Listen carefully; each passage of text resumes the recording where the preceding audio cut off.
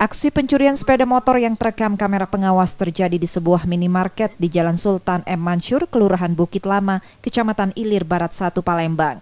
Dari rekaman terlihat pencurian dilakukan dua pelaku menggunakan masker dan pakaian hitam. Korban menerangkan saat itu memarkirkan sepeda motornya di halaman parkir minimarket. Tak sampai 5 menit korban berbelanja, sepeda motornya pun raib.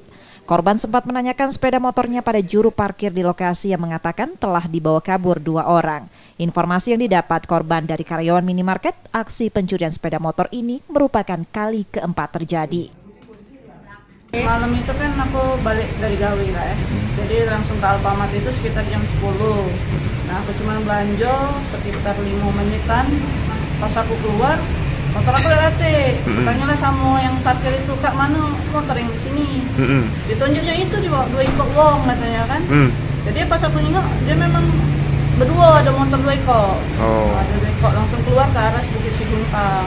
Motor itu kan parkir di pinggir sekali.